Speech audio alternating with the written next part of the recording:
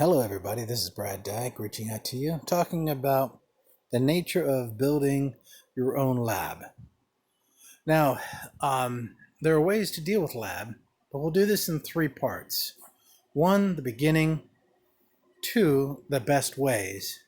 And 3, how you get to where you need to be, sort of like what you see in this lab environment here.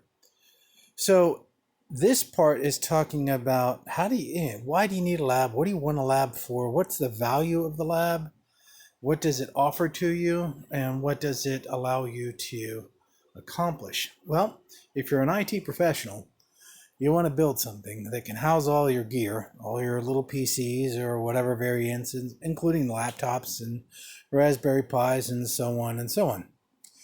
Well, the best way to do that is first, identifying what you're wanting to do, know the hardware you want to interact with.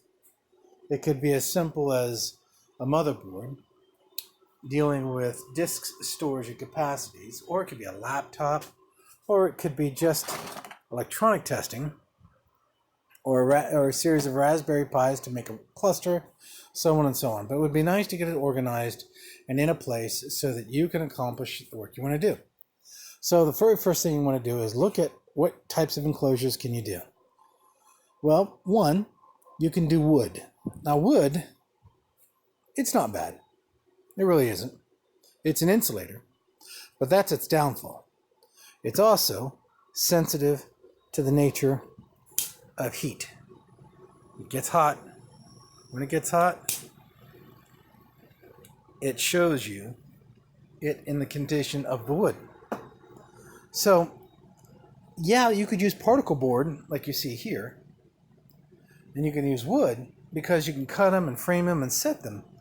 But the other really bad thing about wood is its insulation properties also affect not only electrical, but also heat.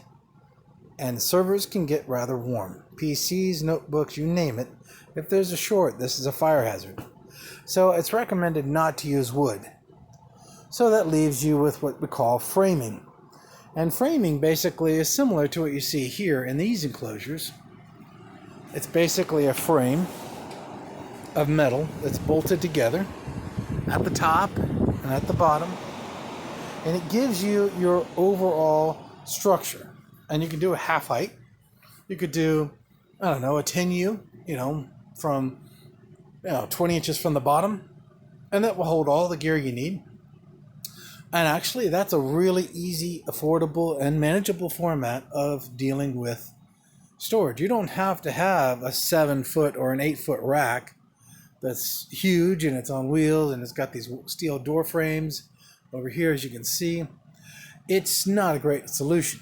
So what you're dealing with here is what fits you well.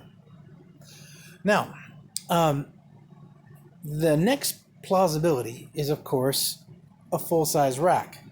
As you can see, these are full-size racks, but I've exposed the frames for better airflow. And why do I say airflow? Because these guys, look at them. They're dense. They are really packed in. I mean, when you look at this hardware, here's the powered off Fast 3270. And other hardware, including the old RLX chassis and so on, they get hot. So by creating ventilation in your design allows you to keep things cool. But if you're like me and you've got well over 8,500 BTU output here, then you're going to need something like this. That is an HVAC unit, not to be confused with an air conditioner. This does hot and it does cold and it dehumidifies. It runs about $400 or $500. They've got smaller versions like this for like in a small office. But basically, they just make sure that the room does not get too hot or too cold. Yes, believe it or not, too cold. And that the level of humidity is correct to make sure that you do not generate an environment that can produce a lot of static electricity. So this is going to conclude part 1 of this introduction.